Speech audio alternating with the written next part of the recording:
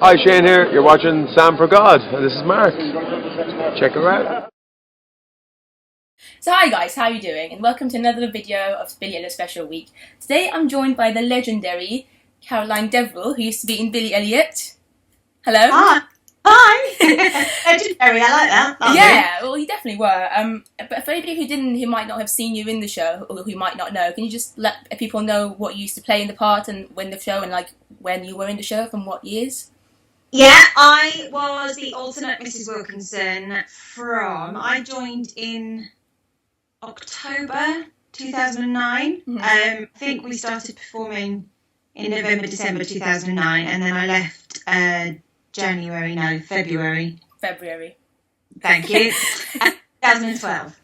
Okay, cool. So how did your Billy Elliot journey start? Was it something you always wanted to be a part of, or was it just like an accidental kind of audition that you went to and you got the part, or did you really, really want that part? I really, really wanted it. Okay.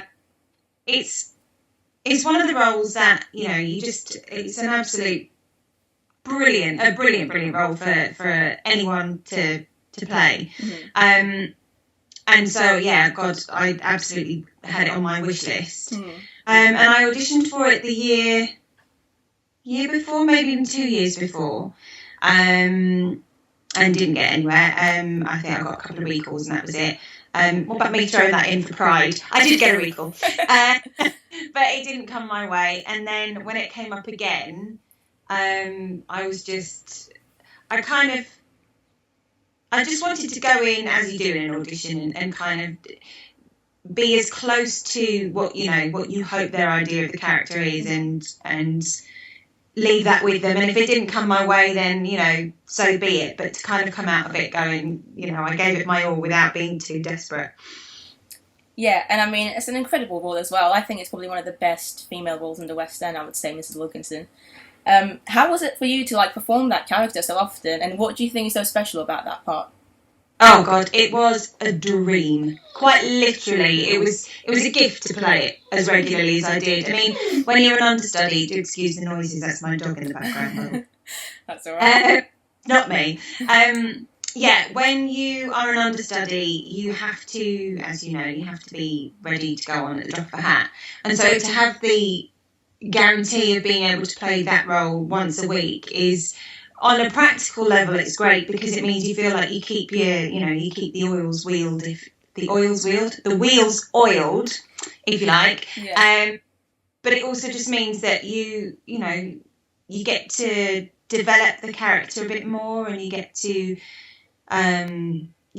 work it in, and you get to just really sort of get into it a lot quicker than you do if you're often an offstage understudy. Yeah, I think, like, would you say your portrayal of the part like changed throughout the time that you were there? Because I mean, I felt like it did, just from the year that I saw you in the show quite a lot. Just like every performance was different for me, and that was really fun. But did you feel that when you were out? Yeah, absolutely. Yeah, oh, crikey, because I mean, I was there for over 2 years, so it beds in and it changes. Obviously, it's going to be different with every different child and Billy, and every different actor, and also, you know, every day you feel slightly differently, and so even though you have set parameters, you know, within which to play a role, that's always going to be slightly different, which is always the joy of live theatre. But yeah, I really felt like, just as time went on, I found new things, or things grow, and, you know, sometimes they grow in the wrong direction, and the director goes, just bring it back a bit, or push it a bit more in that direction. And so, yeah, absolutely, she evolved into someone that I was kind of proud of by the end of it, definitely. Yeah. And you mentioned different Billies as well. Did you have to like change the performance based on which Billy was on, or was it kind of different, just generally, automatically? Oh God, those boys were so talented. Are so talented. Yeah. And crikey, they're stratospheric. It's scary to see, you know, these 18-year-olds and go like that. How can you 18? Anyway, but yeah, they were so good that it wasn't a question of having to change. It just did, because they were different people, and they'd give you different things, which means that you spark differently. Like with some of them, it'd be a bit more say, a bit more feisty because they were a bit more cocky, and some of them slightly more vulnerable. And so with Wilkes, her vulnerability is so deeply buried. She's such a tough nut to crack. Yeah. When the children were more vulnerable, it was a whole different set of challenges, because as a person you just wanted to run up and give them a hug, but she was much more reserved and so couldn't do that, and so she would bring it more out in being not being a bully, but just being a little bit harder on them maybe. So yeah, it was great. It was different just because they were. So I think Shine's probably one of the best songs in the show, and actually quite underrated. What was it like performing that number, and was it one of your favourite scenes, or like what was your favourite scene in the show? Oh God, that's hard. I'm going to be really dull and say I love them all for different reasons. Okay, fair enough. But for the showbiz fanny in me, I absolutely did love doing Shine. It was, I mean, you know, how can you not? She comes on and it's the first time you meet her, so you've got to hit the ground running, and you have to establish very quickly that she's, you know, this strong, opinionated woman who, you know, has got herself into a rut, and so is just, she does care about the girls she works with, but she's so familiar with them that she can't help but have a quick here and there, because it kind of keeps her going. And and then in amongst all of that, to have a little bit of the, you know, the rip your clothes off, have a jazz number underneath and get some feathers out is just an absolute dream. So yeah, I did absolutely love doing Shine. But in terms of the scenes, I love them all for different reasons. They gave the opportunity to be, you know, to be human. And that was brilliant. I did particularly enjoy Wilkes' visit though, when at the end of Act 1, when I get to have a shout off with Tony. That was always really good, because you could feel it bubbling, and particularly if the Tony was having a really feisty day, you just got this person coming up in your face, and it was just great, because you don't often get the opportunity in life to just spout. Right. It's certainly not something that I'm very good at, so it was great fun to just let rip. Just do that in a show, yeah. That's fun. Yeah. You're really good at that scene as well. I remember I've seen quite a few different Mrs Wilkinson, and none of them like convinced me as much as you in that scene. It was just like, completely. Thanks. Billy completely believes the fact that Mrs Wilkinson's completely like rooting for him and stuff, and I think that was really good. What's the next question? Did you yourself have a Mrs Wilkinson growing up, somebody that like really helped you out to, you know, get into your goal of becoming a performer? I did. I had a couple of people actually. My very first dance teacher, a lady called Melanie Barker. She gave me a lot of skills that have just been invaluable in my career, in terms of she gave me the opportunity as a performer rather than just learning the dance talent, the dance skills.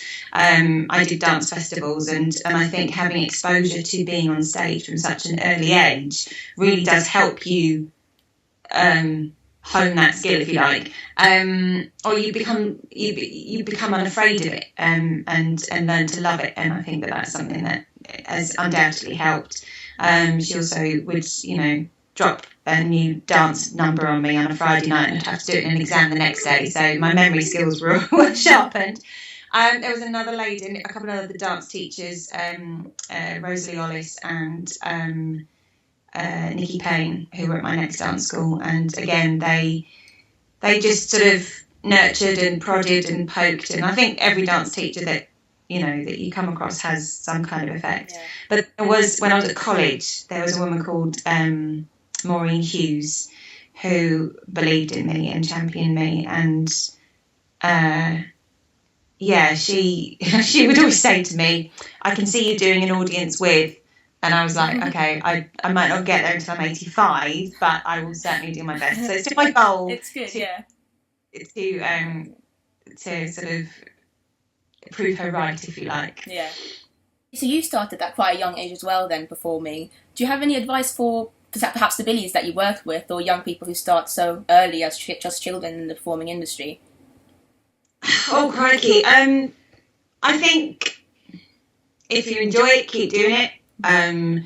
I think that something I heard someone say, not necessarily about performing the other day, but it was something that kind of struck a chord with me, and that's that, especially growing up in a competition atmosphere, what means is competitive anyway, and of course you want to win and you want to be the best and all the rest of it, but I think that as long as you love what you're doing and you enjoy it and it's a passion, and that will then drive you to work hard and just be the best you can be, and as long as you're always being the best you can be, that will see you through, and you know, sometimes things don't work out the way you think you want them to work out, but don't lose heart. If you really want to do it, just keep working, and you know, sometimes it will work out in a way you didn't expect it to, but it will still work out. Good advice there. What was it like backstage with so many children in the show, like constantly? Was it very, very different to the other shows that you've worked at, or was it just very much the same? Well, they're so brilliantly behaved. I mean, you know, they're kids, they're hysterical, and some of the things they come out with just floor you. But they were professional. They were very aware of how dangerous it can be backstage, and the chaperones as well, you know, work really hard, and so it was a well-oiled machine. So there was never anyone in the wrong place at the wrong time, and when you did come across them, they were all really lovely, and they always kind of made you feel a bit special as well. And I'm sure it was the same for everyone. You know, it was just really lovely when you know, this team of ballet girls going, "Hi, Caroline, have a good one." It's just really lovely, you know. They just loved doing what they were doing, which just it. I think working with young performers, rather than calling them kids, kids are small goats. When you work with young performers, I think it gives an energy. Like, you know, the 8 show a week thing can be quite hard going, and I just think that they help stick a rocket up your backside sometimes. So, you know, if it's a rainy matinee in the middle of the week, they come in and they're buzzing, and so you just kind of quite right too, let's do it. So I've always got kind of the excitement in them and the energy. Oh god, yeah, absolutely. So obviously, as well as Mrs Wilkinson, you also played other parts in the ensemble, like the clipboard lady, which was also a very funny character that you kind of, I think, made your own. Like, nobody's been able to play it the way you did. What was it like switching in between, like, I mean, Mrs Wilkinson and the other parts on a regular basis? Because you did it every week. You played Mrs Wilkinson on a weekly basis, and you also did the other roles on the other days. So was that quite difficult, or was it just easy? I think you just kind of get used to it, really. Because I learnt my own track and had to learn the Wilk stuff alongside each other.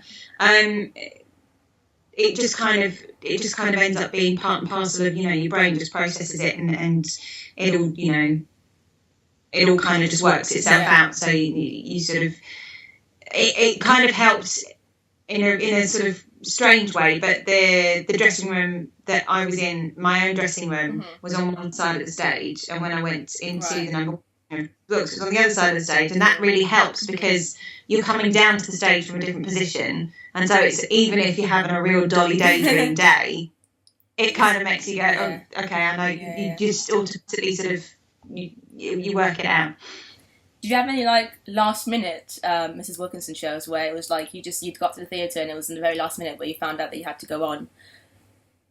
I had a couple. I had one where I had to go on in the middle of the show. Was that quite weird? And it was because Genevieve Lemon was playing Wilkes, and she'd had a throat infection, and it was one of those things where it happens to all of us. You think you're fine, and then you get into work, and all of a sudden your voice just decides to give up on you. So at the end of Shine, she'd come off and gone, I think I need to go off. So because just because the way the show works, they gave me a heads up and said, all right, can you start getting ready? And so she continued to Solidarity and did right the way through to the scene after Solidarity. And so I then took over from the first class with the late Bean and the a cup of soup and all that kind of stuff. Yeah. And that was fine. So they brought the iron in at the end of before, and they said, okay, due to unexpected circumstances, Miss Lemon has been taken ill, so the role of Wilkinson will now be played by Caroline Dale. Fine, sorted. Curtain went up, and of course that's a really quiet scene. So the curtain went up, and I could just hear all these murmurings, because and I look very different, and different personnel is always, people are always going to kind of go, oh, just it's naturally old, but do they different? But just, hearing, and Genevieve, if you see this, please, this isn't a slight. I'm just quoting what one of the audience members said. I'm sitting there as I'd set the chairs up, and I'm about to do the whole, okay, so show me what you got then. And I sat down, and I just heard someone in the second row go, oh, she's a lot younger. Well, that was it. I was like, focus. It's hard enough really getting into it when you're coming at it cold. But when you can then hear, the whole fourth wall had completely come down at that stage. So that was quite amusing. Yeah. Oh, and funny. I think it was Fox playing Billy that night. And I just remember him kind of flicking his eyes up at me, and I had to look away because I just thought, there's no way the pair of us will lose it if we acknowledge that happened. Bless him. So yeah, we carried on. Yeah. Awesome. That's a funny memory from the show. Have you got any other, what's the funniest memory that you have from the show? I know that's quite difficult considering you were there for quite a while. Or just one memory that stands out. You did a lot of, you were there for the 5th anniversary, I think, weren't you? I was there for the 5th anniversary. That Special? Yeah, that was my first year. That was really special. And yeah, I just remember the sense of pride, because when Billy first opened, I'd heard so much about it, and then I went to see it, and obviously wanted to be in it. So the fact that I was there and they had a big sort of celebration was huge. God, yeah, there's so many. I mean, I remember going to the Olivier's when they first brought out the Audience Award. That was amazing. It sounds corny as anything, but going on, whenever I went on with someone new, be it the boys, the Billies, the Michaels, the Debbies, or the new cast, because I was there for 2 cast changes, that was always really special because you were just part of something new and you were part of someone else's excitement, and it kind of shakes you up a bit and you do everything, afresh because it's a whole new set of energies and stuff. But I think 2 of my most memorable moments are my very first Wilkes and my very last Wilkes. Not just because, but my very last Wilkes, when I took my bow, when Wilkes comes on and hugs Dad, Decca Walmsley bent down and kissed my feet. Oh. I was utterly taken away because I mean they all are, but I think he's amazing, and that just I didn't quite know what to do with myself. Yeah. So yeah, oh, that's so sweet. I remember he gave a small speech about you as well that night because I was there. And it's just acknowledging the fact that it was your last Mrs Wilkinson, which was really good. So if you could play any other character in the show, regardless of age or gender, which one would you choose? Who would I want to play? Oh. To be honest, I don't know that I would have the stamina to play Billy. I think I'd quite like to play Michael. Oh, that's random. No. It's brilliant because you get all the comedy lines, but you just get that beautiful vulnerability as well. And he's quirky. He's a bit different, and I think I'm always drawn to someone who's just a little bit not one of the pack. Yeah. So yeah, either that or Grandma. Oh, Grandma's brilliant as well. Can't go wrong with Grandma. And so finally, obviously, the show is closing very soon, unfortunately, in the West End. But it's had nearly 11 amazing years in the West End. Why do you think the show is so loved by people and so special? And what makes it unique and different to other shows, in your opinion? I think it's very it's very human. It's about a part of history, or it's set around a part of recent history, which a lot of people today are affected by. So in terms of it touches people in different generations for different reasons. I think it inspires the younger generations to just get out there and go for it. I think it promotes community and for people to support each other, which I think is something that always resonates, when times are hard and, everything's so uncertain these days, that's always going to make things sort of, it's always going to hit a chord with people. And I just think it's brilliantly written. It's an incredible piece of entertainment. It's an incredible piece of art. And I think it's timeless, and I think that it tells a human struggle, and I think that's something that people will never tire of, and it leaves you feeling good, makes you laugh, makes you cry, always a winner. There you go. That was actually a really good reason. Yeah. I think one of the reasons I really like it is because it doesn't have a villain, the show. I feel like a lot of musicals you go and see and there's like a clear villain who's just bad, whereas none of the people in Billy Elliot are just bad people. It's like real life. People can have their good traits, their bad traits, and everything they do has a reason behind it, and I feel like that's one of the things that makes it quite different to other shows that you see in the West. Oh God, yeah, I absolutely agree. I think you're right. It's almost like not like a soap opera on stage, but it's got that same exactly the same sort of draw as a soap would have, because as you say, it's about real life. It's about things that are dramatic but are also kind of everyday as well. I think you're absolutely right, and it's a great piece. Obviously, it's about Billy, but it's about there isn't a name coming into it to make the show, sell. The show is the star. The seller, yeah. And I'll say, about 5 more times. Things I ramble and talk. No, I'm the same. I have to edit out so many of the things that I say in videos all the time. But that is it. Thank you so much, Caroline, for your time and for being in my video and for sharing your experiences on Billy Elliot. You are very, very welcome. Thank you for asking me to do so. You're very welcome. And thank you guys for watching as well. I'll leave Caroline's links down below. Your Twitter, is that all right? Yeah, absolutely. Yeah, if you want to follow her and just to, see her in other future... Dog packing and babies at the moment. But, it's still good in the future, whenever she does another show. And thanks for watching as always, and I'll see you next time. Bye! Bye. Right, I'm just going to stop this.